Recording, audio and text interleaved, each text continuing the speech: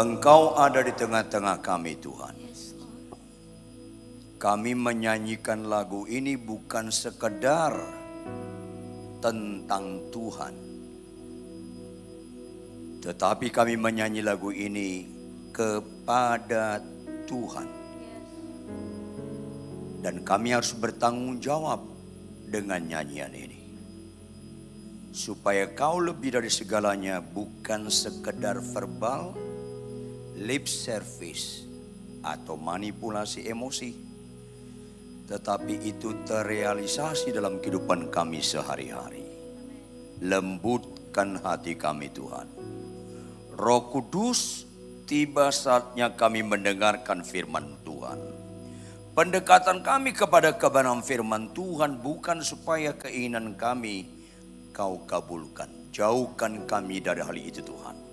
Pendekatan kami kepada kebenaran firman-Mu supaya makin tambah tingkat pengenalan kami akan Engkau. Semakin tambah Engkau berotoritas atas kami. Dan kami semakin berkurang-kurang berotoritas terhadap diri kami. Sehingga proses aku makin berkurang, Engkau makin bertambah. Sangat nyata ketika kami pulang Tuhan. Sehingga kami menikmati ibadah yang sejati. Senangkan hati-Mu Tuhan. Karena sebelum kami menyenangkan hati-Mu, Engkau lebih dahulu berbuat segala-galanya melalui pengorbanan-Mu dan kebangkitan-Mu. Berbicaralah, dalam nama Yesus kami sungguh berdoa. Haleluya. Semua yang percaya sama-sama katakan amin. Tepuk tangan yang keras. Amin. Amin. Amin. Silakan duduk. Shalom. Shalom. Jemaat yang dikasihi oleh Tuhan. Kita sama-sama baca Roma 12 ayat 2. Tampilkan operator Roma 12 ayat 2. Sama-sama kita baca Bapak Ibu jemaat sekalian dengan catatan. Perhatikan baik-baik kata demi kata yang kita baca. Yang nyambung katakan amin. 1, 2, ya. Janganlah kamu tetapi sehingga apa yang baik, yang berkenan kepada Allah dan yang Perhatikan baik-baik, saya membutuhkan konsentrasi ekstra Anda dalam mendengarkan firman Tuhan. Yang sepakat katakan amin. Dari bacaan ini, ada enggak kalimat yang mengandung unsur peringatan? Ada enggak? Halo, ada enggak? Ada enggak unsur larangan? Direpresentatifkan kalimat mana? Janganlah kamu serupa dengan dunia ini. Catat Bapak Ibu anak-anak muda, supaya kita beribadah bukan seperti yang kita maksud, tapi kita beribadah seperti yang Tuhan maksud. Katakan amin. Tepuk tangan. Yes. Dengar baik-baik. Alkitab kurang kerjaan melarang sesuatu kalau nggak serius. Halo, kalau nggak serius kurang kerjaan ya. Artinya serupa dengan dunia ini sangat amat serius. Pertanyaan, orang Kristen suka nggak kesembuhan? Yang keras dong. Agama lain suka nggak kesembuhan? Penjahat suka nggak kesembuhan? Siuman dong. Kalau sampai penjahat pun suka, nggak ada istimewanya kesembuhan itu. Siuman dong. Itu nggak rela wajah Anda. Halo? Kesembuhan bukan ciri utama Kristen. Saya sedih kalau penekanan ibadah kesembuhan. 10 orang sakit kusta datang ke Tuhan Yesus. Jawab, berapa yang sembuh? Berapa yang sembuh? Semua sembuh. Berapa yang menyenangkan hati Tuhan? Kenapa bukan semua? 1, kenapa? Karena Tuhan tidak pernah meletakkan sukacitanya di kesembuhan. Waras sedikit lah. Gak apa-apa, abis ini saya gak diundang lagi khotbah, gak apa-apa. Harus nyampe kebenaran. Kalau Tuhan meletakkan sukacitanya pada kesembuhan, konsisten dong. Semua sembuh, semuanya Tuhan sukacita dong. Kenyataan kan kagak. Kenapa? Kesembuhan bukan ciri utama Kristen. Lanjut. Ada nggak firman Tuhan berkata, kasihlah musuhmu? Ada nggak firman Tuhan berkata, balaslah kejahatan dengan kebaikan? Penjahat suka nggak itu? Jawab dong, penjahat suka nggak itu? Agama lain suka nggak? Orang Kristen suka nggak? Enggak juga, masalahnya enggak juga. Halo, mengerikan ibadah-ibadah menekankan sakit sembuh tanpa berubah kelakuan. Mengerikan. Sekarang akhir zaman, banyak sekarang nabi palsu mengambil bagian di khotbah. Sehingga dikhotbahkan sakit sembuh, yang berzina tetap berzina, yang ngelawan suami tetap ngelawan suami, yang musuhan sama menantu tetap musuhan sama menantu, karena gereja sekarang gak menjadi agen perubahan. Ini mengerikan. Ini penting, makanya orang benar hidup oleh karena, yang keras dong. Orang benar hidup oleh karena iman. Ulangi apa? Yuk kita buka Matius 8 ayat 5 sampai ayat 13. Matius 8 ayat 5 sampai 13. Kalau sudah dapat, saya ajak kita membacanya bergantian. Saya baca ayat yang ganjil, Anda baca ayat yang genap, ayat 13 kita bersama-sama. Di bawah judul perikop tentang apa? Yesus menyembuhkan. Enggak bawa Alkitab ya? Turut berduka cita. Saya gembala jemaat satu jemaat di Pondok Indah. Selalu saya bilang, semua jemaat kalau beribadah bawa Alkitab dan bawa buku catatan. Jangan pura-pura nggak dengar. Bawa Alkitab dan bawa buku catatan. Karena kita harus kenal diri kita gampang lupa. Kita ibadah seringkali ritual tanpa spiritual. Akhirnya kita suka mendengar firman sampai dimensi knowledge, pengetahuan doang. Bukan jadi perubahan. Makanya mendengarkan firman Tuhan harus mental seorang murid. Yang sepakat katakan amin. Ya, untuk besok-besok ibadah bawa Alkitab dan bawa buku catatan. Lawan muka lo. Ayolah. Saya mulai ketika Yesus masuk ke Kapernaum. Datanglah seorang perwira mendapatkan dia dan memohon kepadanya. Lanjut.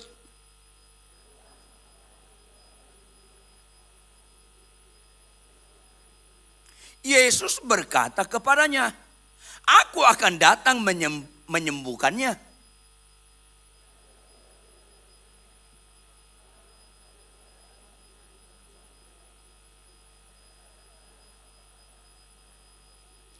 Sebab aku sendiri seorang bawahan dan di bawahku ada pula prajurit. Jika aku berkata kepada salah seorang prajurit itu, pergi, maka ia pergi. Dan kepada seorang lagi, datang, maka ia datang. Ataupun kepada hambaku, kerjakanlah ini, maka ia mengerjakannya.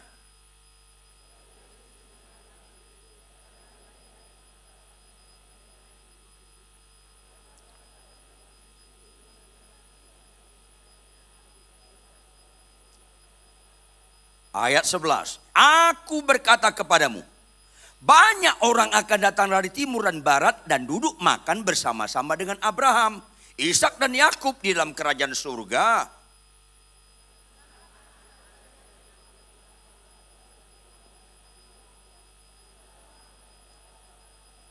Ayat 13 sama-sama, 1, 2, iya. Lalu Yesus berkata kepada perwira itu, Maka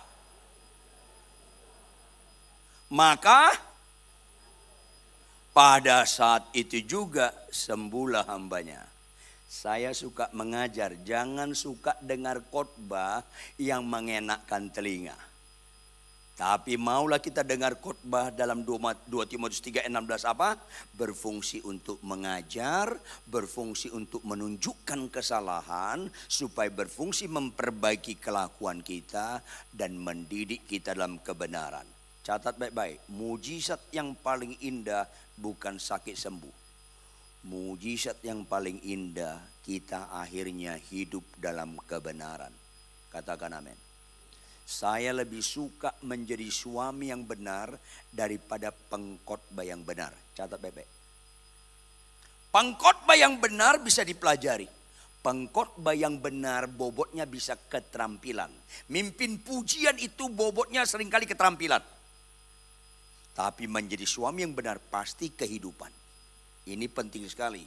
Supaya Anda bisa membedakan perbedaan signifikan di balik itu semua. Banyak orang khotbah benar, tapi rumah tangganya nggak benar. Ini penting sekali. Banyak orang mimpin pujian gemetar-gemetar, tapi pulang naik motor lawan arah, orang lain gemetar sama dia. Ini ketawa nyambung nggak sih? Ya nyambung lah, orang Anda yang saya maksud juga. Ayolah, ini penting. Makanya bersyukurlah Anda sebelum meninggal dengar khotbah hari ini. Supaya kalau tahun depan meninggal agak beres hidup kita. Ngapain dengar khotbah yang nggak membereskan hidup? Halo. Ini penting sekali. Ayat 10, perhatikan ayat 10. Tadi udah kita cermati ya, ayat 10, tampilkan operator ayat 10. Setelah Yesus mendengar hal itu, heranlah siapa? Yesus, iya. Yesus heran. Dan berkata kepada mereka yang mengikutinya. Siapa yang mengikutinya? Murid-muridnya. Petrus, Yohanes dan kawan-kawan. Apa yang dia katakan, sama-sama kita baca. Apa yang dia katakan? Aku berkata kepadamu. Sesungguhnya iman sebesar ini gak pernah aku jumpai pada seorang pun di antara orang Israel. Berarti makna kalimat ini ada mengandung keunggulan iman gak? Ada mengandung keunggulan iman gak? Yes. Cerdas. Tuhan ngomong seperti itu kepada perwira ini setelah hambanya sembuh atau belum? Belum. Makanya catat dong, kesembuhan bukan ukuran iman. Kenapa enggak cerdas Kristen ini? Kesembuhan bukan ukuran iman. Ayat sebelum ayat 10 yang dilakukan oleh perwira ini itu ukuran iman. Ayo dong, siumanlah kita. Jawab, kalau ada orang sakit kanker. Sakit apa? Umurnya 2 bulan lagi. Berapa bulan? Jawab, bisa enggak Tuhan sembuhkan? Lebih keras. Oleh bilur-bilurnya sembuh. Sembuh orang itu. Berarti batal enggak kematiannya? Yang bilang batal sesat. Enggak batal, ditunda. Ada enggak orang sakit kanker sembuh terus enggak mati-mati selama-lamanya? Enggak ada. Ayo dong. Kenapa Kristen belajar tumpul kritisnya? Sepanjang kita mau menyenangkan hati Tuhan, jangan pernah tumpul berpikir kritis supaya enggak gampang disesatkan Anda. Makanya ketika ibu-ibu datang ke saya, "Salam pendeta Ridwan, salam. Bapak ingat saya enggak?" Waduh, lupa saya. 5 tahun yang lalu sepupu saya membawa bapak ke rumah sakit Darmais. Saya kanker parah. Oke, terus 5 tahun lalu bapak doakan. Akhirnya saya sembuh. Yang benar Bu, benar Pak Pendeta. Kapan periksa terakhir? 6 bulan yang lalu Pak Pendeta. Apa hasilnya? Saya sudah bersih dari kanker. Apa saya bilang? Puji Tuhan ibu sudah sembuh. Tapi jangan lupa ibu tetap bisa mati lagi. Kasih tahu. Ya susah orang Kristen. Memang banyak orang gereja suka kesembuhan, nggak suka kebenaran. Yang saya sampaikan ini kebenaran. Nggak rela muka lo. Ibu tetap bisa mati lagi. Kaget dia. Loh kok gitu Pak Pendeta? Bukan kok gitu. Memang gitu. Kasih tahu. Karena sembuh gak menyelamatkan. Bertobat menyelamatkan. Katakan amin. Tepuk tangan. Supaya waras klien Anda pulang dari sini berubah. Ini penting sekali. Lazarus dibangkitkan Tuhan Yesus gak? Jawab dong keras. Mati lagi gak? Mati lagi. Sakit sembuh gak ada unsur keselamatan. Mati bangkit gak usah kagum. Yang Anda kenal di Cengkareng itu lain. Itu Lazarus Simanjuntak. Beda orangnya itu. Ukuran iman bukan soal sakit sembuh. Makanya gak heran jauh-jauh hari Tuhan peringatkan orang percaya. Banyak yang terpanggil. Lanjut. sedikit yang terpilih. Karena banyak orang Kristen suka kesembuhan, gak suka dibongkar dosa dan kejahatannya.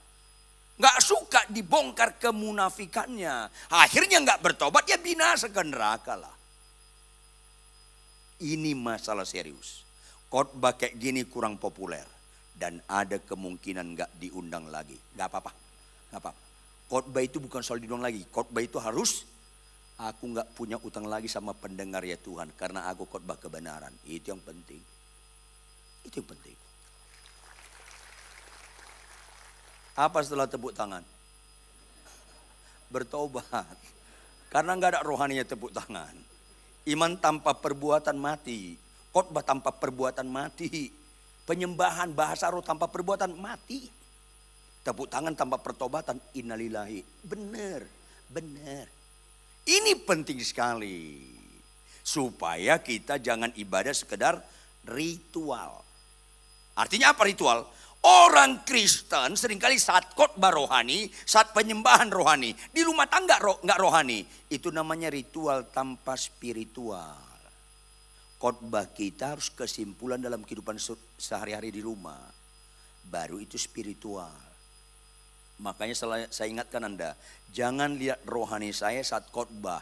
Karena gampang sekali rohani saat khotbah. Jangan lihat rohani orang seketika penyembahan. Orang pembohong, orang penipu, orang malas baca Alkitab. Kalau menyembah, mukanya rohani semua. Ayo dong. Kalau Anda mau lihat rohani saya, tinggallah di rumah saya 6 bulan atau 1 tahun. Lihat sehari-hari, termasuk ketika istri saya kurang hemat berkata-kata. Rohani gak saya? Ini penting karena orang bisa kita bohongi, Tuhan gak bisa kita bohongi. Jangan ada dusta di antara kita. Ini penting sekali. Maka ini peringatan keras. Ayat 10. Ini kata ayat kunci. Perhatikan. Setelah Yesus mendengar hal itu. Mendengar apa? Mendengar ayat sebelum ayat 10. Itu yang kita gali akan agak mendalam nanti. Berikutnya. Heranlah ia. Berbobot lagi. Yesus saja heran. Berikutnya. Dan berkata kepada murid-muridnya. Mereka yang mengikutinya. Dimulai dengan kata apa?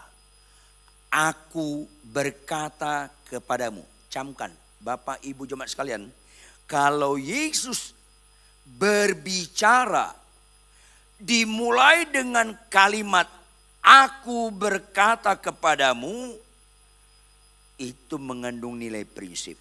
Karena enggak semua Yesus berbicara dimulai dengan kalimat aku berkata kepadamu.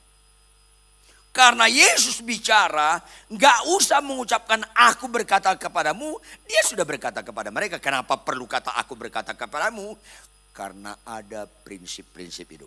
Aku berkata kepadamu artinya Petrus dan kawan-kawan termasuk orang percaya GSJS di Jakarta ini. Dia tekankan jangan pernah lupa. Jangan pernah lupa. Apa di mana lagi berikutnya? Ini nilai. Ini nilai. Maka berikutnya apa katanya? Tampilkan operator. Sesungguhnya. Apa arti sesungguhnya? Tidak relatif. Yang sebenarnya. Yang sejatinya. Sesungguhnya. Berikutnya. Menunjukkan ada keunggulan nilai. Iman sebesar ini. Gak pernah aku jumpai pada seorang pun di antara orang Israel. Termasuk kau Petrus, termasuk kau Yohanes, termasuk kau Yakobus dan kawan-kawan. Artinya pelajari ini iman yang benar. Karena banyak sekarang mengajari iman yang palsu atau iman yang gak benar. Ini penting sekali. Akibatnya apa? Orang Israel, orang Kristen masa kini seringkali gak beriman yang benar. Atau iman palsu. Akibatnya apa? Lihat ayat 11. Aku berkata kepadamu, pengulangan lagi. Banyak orang akan datang dari timur dan barat. Artinya dari luar Israel. Akhirnya duduk makan bersama-sama dengan Abraham, Ishak dan Yakub di dalam kerajaan surga. Wow, peringatan keras. Ditambah lagi ayat 12. Sedangkan siapa? Ayat 12, sedangkan Anak-anak kerajaan itu bagaimana? Akan dicampakkan. Artinya apa? Dibuang ke neraka. Ini serius. Ini serius. Sekali lagi, bukan kebetulan Anda siang hari ini mendengarkan firman hari ini. Karena Tuhan sayang kepada Anda. Jangan Anda menggenapi yang dicampakkan. Ini penting sekali. Khotbahlah kebenaran supaya pendengarnya bukan mengejar kesembuhan, bukan miskin kaya, bukan mobilnya Innova jadi Alphard, tetapi berubah kelakuannya. Itu enggak ada amin. Amin berikutnya itu enggak spontan, latah. Ini penting. Ketawanya mengandung kepedihan nih. Ini penting sekali. Makanya Bapak Ibu, sedangkan anak-anak kerajaan itu akan dicampakkan ke dalam kegelapan yang paling gelap. Di sana akan terdapat ratap dan ketak gigi. Mengerikan anak-anak kerajaan. Jujur, ada enggak orang Kristen malas baca Alkitab? Jawab dong. Mengerikan. Ada enggak orang Kristen masih buka situs porno? Mengerikan. Ada enggak orang Kristen enggak disiplin baca Alkitab, tapi disiplin sekali main game tiap hari? Mengerikan. Ngapain Anda malas baca Alkitab, suka buka situs porno, ngelawan orang tua, suka ngelawan suami, suka maki-maki istri, suka sakit sembuh? Mengerikan enggak? Harinya penipuan-penipuan yang terjadi. Enggak menyelamatkan kalau Anda enggak berubah kelakuan Anda. Ini penting sekali.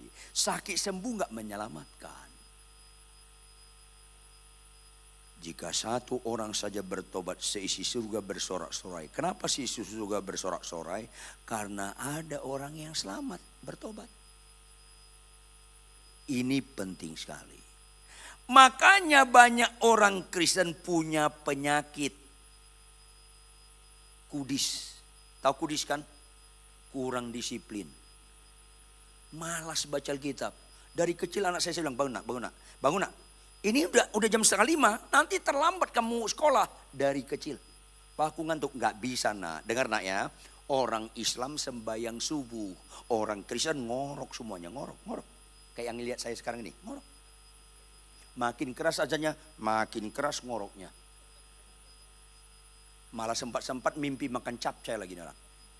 Bangun kesiangan, terus ke gereja jadi singers, melayani. Nyanyinya apa? Hidup ini adalah kesempatan. Langsung malaikat tadi ada kasih backsound. Bohong. Iya loh, banyak malaikat tadi sini saya dengar. Bohong. Ada dengar ya? Bolot sih lo.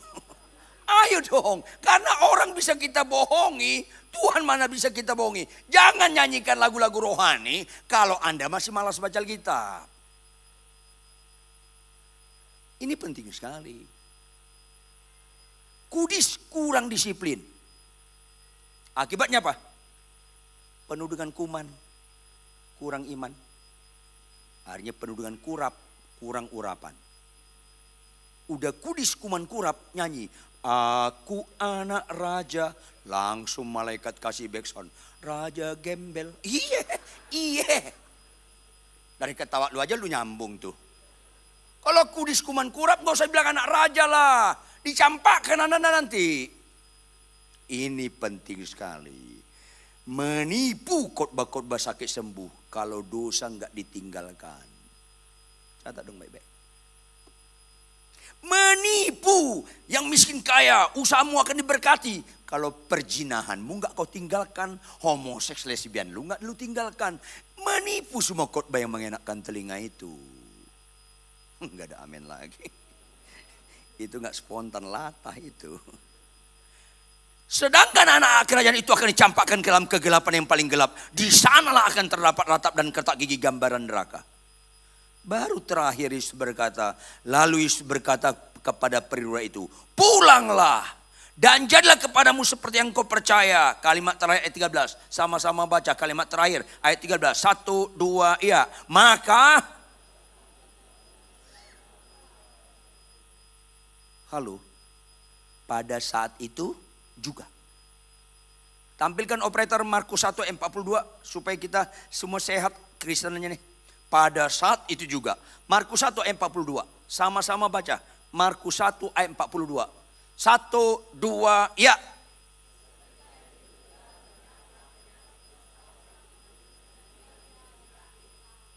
Ayo dengar dong baik-baik ibu-ibu supaya Anda pulang ada perubahan. Dengar baik-baik. Tadi kalimat pada saat itu juga itu representatif keterangan waktu. Sekarang kalimat ini kata apa yang menunjukkan keterangan waktu? Ngerti gak? Apa yang sedang Tuhan sampaikan? Halo, membuat orang lumpuh berjalan, kusta sembuh, membuat orang buta celik, Tuhan perlu tahunan atau seketika? Membuat Lazarus bangkit, perlu tahunan atau seketika? Membuat laut terbelah, Tuhan perlu tahunan atau seketika? Apa yang sedang Tuhan sampaikan di balik kata ini? Hei umatku, ini mujizat terendah, jangan kejar. Seketika itu terendah. Ibu-ibu lihat saya, ibu-ibu lihat saya. Membuat seorang istri tunduk pada suaminya, itu seketika atau pelajaran tahunan. Itu mujizat terindah. Jangan sesat loh. Tapi jujur, mana orang Kristen bahkan pendeta sekalipun. Mana orang Kristen bahkan pendeta kagum melihat mayat bangkit atau melihat istri tunduk pada suami. Mana lebih kagum? Mayat bangkit karena mental dukunnya belum tuntas. Semua itu seketika. Khotbahlah kebenaran walaupun gak disukai. Bapak-bapak lihat saya. Membuat Anda tenang menghadapi istri ketika istri kurang hemat berkata-kata. Membuat Anda tenang. Itu seketika atau pelajaran tahunan. Maka bertobat dong. Yang kayak begini harus dikhotbahkan. Supaya jangan binasa. Yang nyambung ke ekonomi. Ayolah. Jangankan tunduk pada suami. Jangankan mengalah kepada istri. Yang pelit jadi pemberi pun gak bisa seketika. Termasuk orang yang sedang melihat saya sekarang ini. Benar. Nah, aminnya itu nyambung itu. Terus sakit sembuh. Ya penipuan. Ini masalahnya. Sekarang kita lihat bagaimana ayat 10 itu terbit. Kita lihat ayat 5 sampai 9. Supaya iman kita bukan iman seperti yang kita maksud. Iman kita seperti yang Tuhan maksud. Bahkan iman yang punya keunggulan. Yang mau katakan amin. Yes. Ayat 5. Perhatikan ayat 5. Ketika Yesus masuk ke Kapernaum. Datanglah apa? Seorang perwira mendapatkan dia dan memohon kepadanya. Catat, tolong kritisi. Menurut bahasa Yunaninya, perwira ini bukan pati, bukan perwira tinggi, bukan perwira rendah. Dia pangkatnya lebih kurang letnan kolonel atau kolonel. Pamen, perwira menengah. Coba yang tahu jawab pengkeras, biasanya letnan kolonel atau kolonel usia berapa tahun? Ada yang tahu nggak? Keras dong jawab. Ayo, yang jelas. Ayo, yang mana? Berapa? Di atas 40-an, ada 50. Ngerti nggak maksud saya? Kedua, Yesus dalam pasal ini masih bagian awal-awal pelayanan. Yesus umurnya berapa tahun? 30-an. 30, 31, paling maksimal 31. Mana lebih tua? Perwira ini atau Yesus? Perwira. Catat dong ya. Berikutnya, Yesus saat itu tampil sebagaimana manusia kebanyakan atau manusia istimewa, mukanya bercahaya, ada lingkaran manusia suci dan kakinya di atas permukaan bumi. Kira-kira yang mana? Yang pertama atau yang kedua? Yang pertama, manusia biasa. Pemuda sederhana. Supaya Anda ngerti kenapa Yesus ngomong ayat 10. Perwira ini umurnya 45 lebih kurang. Yesus 30-an. Halo, mana yang seharusnya lebih dahulu memberi hormat? Yang muda atau yang tua? Yang terjadi perwira ini menghormati Yesus. Kita enak baca sekarang. Kalau kita baca sekarang, kita tahu Yesus Tuhan. Saat itu nggak tahu orang. Murid-muridnya pun sampai pasal 8 ini nggak tahu Yesus Tuhan. Murid-muridnya pun nggak tahu. Sampai Yesus ditangkap, Petrus masih menyangkal pakai bersumpah. Halo. Salah satu mujizat saya alami, saya nggak lahir zaman Yesus lahir. Kalau saya lahir zaman Yesus lahir, mungkin paling sulit saya percaya sama Yesus. Apalagi kalau saya sama Yesus satu sekolah di SD Impres dekat Bekasi Selatan sana. Makin sulit saya percaya. Bersyukurlah Anda lahir nggak zaman Yesus lahir. Tapi responnya dengan apa? Bersyukurlah Anda mau beriman pada Dia. Ini penting. Perwira ini lebih tua dari Tuhan Yesus. Berikutnya, dengar baik-baik. Perwira ini orang Israel atau orang Roma? Orang Roma. Tahu artinya? Betapa sulitnya kalimat-kalimat berikutnya. Dia penjajah. Penjajah itu lebih superior daripada yang dijajah. Sehingga, orang Belanda dulu kita panggil apa? Oh, belum lahir dulu ya. Meneer. Tuan, meneer. Orang Belanda manggil kita apa? Irlander. Apa Irlander? Pribumi. Lain konotasi menghina, merendahkan. Gak ada ubahnya dengan budak-budak belian. Itu dibalik kata Irlander. Penjajah itu harus dihormati. Penjajah itu sulit untuk rendah hati. Ditambah usianya sulit rendah hati. Udah 2. Dia perwira. Siapa yang tahu? Yesus punya jabatan apa saat dia hidup? Di pemerintahan punya jabatan enggak dia? Enggak. Di bait Allah punya jabatan enggak? Enggak. Dia bukan imam. Dia orang rakyat jemaat biasa. Posisinya memungkinkan enggak dihormati. Perwira ini sangat sulit untuk rendah hati. Dia lebih tua. Dia punya jabatan. Dia penjajah. Berikutnya, secara aspek ekonomi, mana lebih kaya, perwira ini atau Yesus? Semua identitas perwira ini makin menyulitkan dia rendah hati. Semua. Mana lebih suka harus menghormati? Yang ekonomi lemah menghormati orang kaya, atau orang kaya menghormati ekonomi lemah? Yang mana? Yang pertama atau yang kedua yang umumnya? Yang pertama. Kaya itu mengerikan. Sampai Yesus sendiri ngomong, orang kaya sulit masuk dalam kerajaan surga. Karena orang kaya menganggap kekayaan itu nilai. Enggak, kaya itu bukan nilai. Sangkin enggak nilainya, orang enggak percaya Yesus bisa enggak jadi konglomerat? Bisa, karena itu bukan nilai. Dengar dong baik-baik. Sama orang kaya saya keras sekali khotbahnya. Ada orang kaya gak sini? Lihat saya. Sama orang kaya saya keras sekali khotbahnya. Supaya Anda sadar kekayaan itu bukan nilai. Jawab, banyak gak orang kaya sombong? Banyak. Makanya sama orang kaya saya keras khotbahnya. Tapi masalahnya jawab, ada gak orang miskin sombong? Masalahnya ada.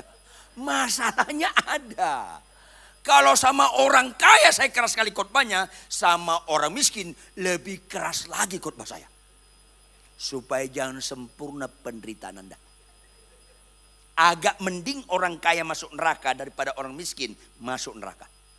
Orang kaya masuk neraka agak enak sedikit di bumi, kaya. Orang miskin masuk neraka di bumi susah, masuk neraka lagi.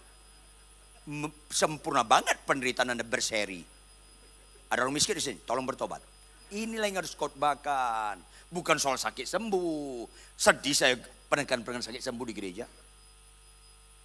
Ini penting sekali.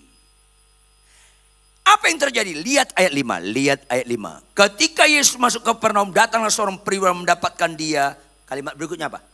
Dan tahu nggak Anda bahasa Yunani memohon? Kata memohon hanya digunakan bawahan terhadap atasan. Budak terhadap Tuhan. Karena kata memohon budaya saat itu, kata memohon harus disertai dengan sikap tubuh. Dia berlutut lututnya satu kena tanah, yang satu ditekuk. Dan tangan di dada. Itu kata memohon. Nggak bisa gini, aku memohon sambil gini. Disambar geledek loh, nggak bisa. Bawahan ke atasan memohon, sejajar meminta. Atasan kepada bawahan memerintah. Beda. Nah perwira ini menempatkan dirinya kepada pemuda yang sederhana dari dia. Gak ada jabatannya, ekonominya lemah. Dia tempatkan orang ini atasan dia. Saya peringatkan Anda orang kaya. Kalau Anda sulit rendah hati, sampai mati pun Anda gak bicara iman. Karena ciri iman bukan sakit sembuh. Ciri iman rendah hati. Jangan pura-pura gak dengar. Rendah hati. Ini penting. Ini penting. Saya peringatkan Anda yang umurnya lebih tua. Enggak Anda hormati, Anda selalu menempatkan diri di atas kepada orang muda. Anda sulit sekali rendah hati. Sulit sekali Anda membicarakan iman. Kalau Anda tidak mau merendahkan hati, termasuk orang yang lebih muda. Ini penting supaya karakter kita berubah.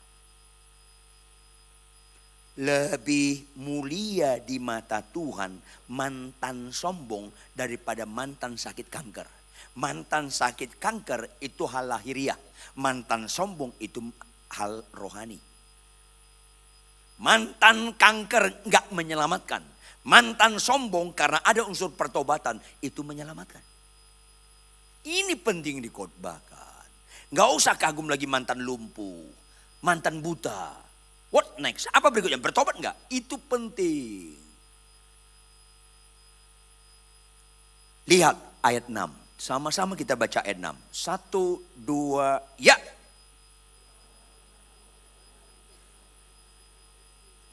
Ini enggak lazim. Perwira penjajah lebih tua, punya kedudukan, lebih kaya, ngomong sama lebih muda, yang dijajah, ekonominya lebih lemah, nggak punya jabatan. Dia bilang apa? Mener, tuan. Wow. Supaya kita ngerti ayat 10 bukan soal sakit sembuh. Yang kedua, nggak lazim. Apa kalimat berikutnya? Tuan, hambaku terbaring di rumah karena sakit lumpuh. Nggak lazim zaman dahulu memperhatikan budak. Kau udah baik di atas rata-rata kalau kau suruh anak buahmu untuk mencari dokter. Ini bukan anak buahmu, kamu sendiri. Kalimat terakhir ayat 6. Apa tampilkan operator ayat 6. Dan ia sangat menderita. Arti sangat menderita, dia merasakan penderitaan budaknya. Ini kan mengerikan sekali, luar biasa. Ibu-ibu, saya kasih tahu Anda, saya pernah marah besar sama jemaat saya orang kaya. Dia tampar pembantunya, gara-gara pembantunya geser anjingnya dengan kaki. Sana, ditampar. Kamu jangan. Yesus nggak mati untuk anjing lu, untuk pembantu lu Yesus mati. Siapa di antara Anda lebih sayang anjing Anda daripada pembantu Anda memang bukan Kristen. Kalau nggak percaya Anda, matilah nanti malam tanya Tuhan Yesus. Pasti benar yang saya ucapkan ini. Puji Tuhan kalau bangkit lagi loh. Ayolah. Anda jahat lebih menghormati piaran daripada pembantu. Catat dong baik-baik. Supaya siuman kalian semua. Nggak apa-apa, habis ini nggak diulang lagi sekor, nggak apa-apa lah. Ngapain dengar firman nggak merubah kelakuan? Katakan amin. Tepuk tangan. Ayolah. Berikutnya, Yesus berkata karena dilihat orang ini bagus sekali, maka Yesus nggak bisa dibohongi. Langsung Yesus berkata, aku akan datang menyembuhkannya. Tapi lebih luar biasa lagi, ayat 8 sampai 9 yang melahirkan ayat 10. Apa itu? Tetapi jawab perwira itu kepada Yesus. Tetap dia konsisten kepada pemuda yang sederhana, namanya Yesus yang dijajah. Tuhan, tetap dia konsisten. Tuhan, aku gak layak menerima Tuhan dalam rumahku. Katakan saja sepatah kata maka hambaku akan sembuh. Dia mempercayakan hidupnya kepada apa yang dikatakan Tuhan Yesus. Bapak-bapak, kalau Yesus berkata, hai suami kasihlah istrimu. Percaya lakukan. Loh Pak Pendeta kalau istriku cerewet. Gak ada kaitannya kelakuan istri dengan mengasihi istri. Gak ada kaitannya. Kita mengasihi istri kita kaitannya karena kita beribadah kepada Tuhan. Bapak-bapak lihat saya. Kemungkinan istri saya lebih cerewet dari istri Anda. Kemungkinan. Karena istri saya punya peraturan di rumah lebih ketat dari hukum Taurat. Dan ketawa ini penderitaan.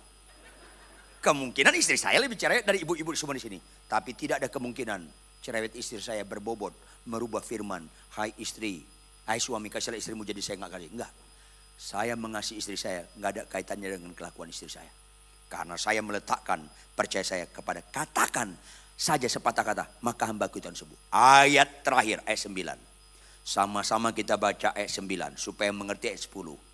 1, 2, ya. Sebab aku sendiri seorang bawahan dan di bawahku ada pula prajurit. Jika aku berkata kepada salah seorang prajurit itu, pergi, maka ia pergi. Dan kepada seorang lagi, datang, maka ia datang. Terakhir apa? Ataupun kepada hambaku, kerjakanlah ini. Apa makna kalimat ini? Tuhan, aku bawahanmu. Perintahkan saja apa saya aku taat. Gambaran iman ketaatan absolut. Bahkan dia bukan bawahan, aku budakmu. Katakan apa saja, maka orang beriman bukan pada janji Tuhan. Orang beriman pada perintah Tuhan. Pulanglah dari tempat ini. Setiap kali membaca Alkitab ada perintah Tuhan. Lakukan. Ketaatan adalah statement hidup yang berbobot. Kau sungguh beriman kepada Tuhan. Bangkit berdiri, tepuk tangan yang keras. Amin. Selidiki aku, amin. Lihat hatiku, apakah ku sungguh mengasihimu, Yesus. Kau yang maha tahu dan menilai hidupku. Tak ada yang tersembunyi bagi. Selidiki aku, selidiki aku. Lihat hati, katakan dengan iman, apakah ku sungguh mengasihimu, Yesus. Kau yang maha tahu dan menilai hidupku. Tak ada yang tersembunyi bagi. Telah kulihat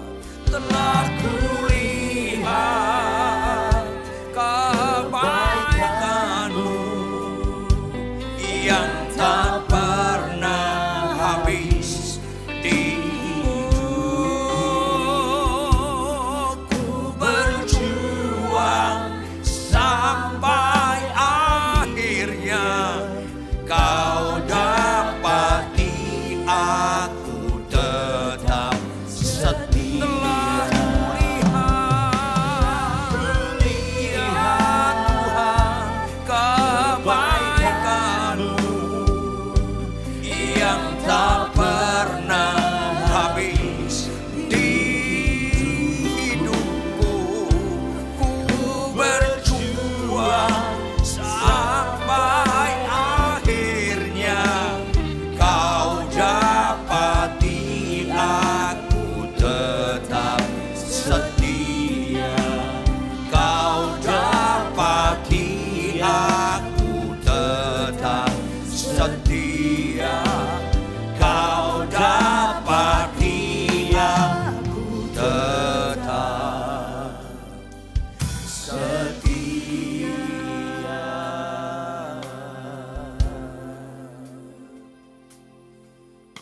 Ambil keputusan Bapak Ibu. Kalau Anda mau responi kebenaran firman ini, sikapilah. Aku mau setia. Apa yang kau katakan Tuhan, aku mau mentaati. Yang setuju katakan amin. Yang sungguh-sungguh setuju, angkat tangan kananmu tinggi-tinggi. Jangan ikut-ikutan. Dari hatimu yang paling dalam, angkat tangan kananmu tinggi-tinggi. Mari kita berdoa. Kembali tidak habis-habisnya kami kagum-kagum dan kagum kepada Engkau Tuhan. Bagaimana kami tidak kagum Tuhan? Siapakah kami siang hari ini dilawati kebenaran firman Tuhan yang murni? Tuhan benar, gak ada yang tersembunyi daripada Engkau. dosa apa kami ditegur secara langsung atau tidak langsung, ampuni, ampuni, ampuni kami Tuhan. Ampuni juga kami kalau kami lebih terfokus kepada nilai-nilai seketika, bukan pada proses. Sehingga kami serupa dengan dunia ini. Ampuni, ampuni, ampuni kami Tuhan. Ubah paradigma kami, tata nilai, mindset kami Tuhan. Yang berdampak kepada perubahan karakter kami Tuhan. Sehingga aku makin berkurang, Yesus makin bertambah. Makin nyata, makin nyata. Karakter Kristus sungguh nyata atas perubahan-perubahan hidup kami. Sehingga utuslah kami Tuhan menjadi surat-surat yang terbuka di tengah keluarga, di tengah masyarakat. Sehingga makin banyak lutut bertelut dan mulut mengaku, Kaulah satu-satunya Tuhan. Terjemahkan lebih lanjut kebenaran firman hari ini dengan segala kekayaan maknanya, lebih daripada hamba-Mu uraikan. Materaikan dan Roh Kudus follow up, supaya kami mengimplementasikan kebenaran ini dalam kehidupan kami sehari-hari. Dalam nama Yesus. Yang percaya sama-sama katakan.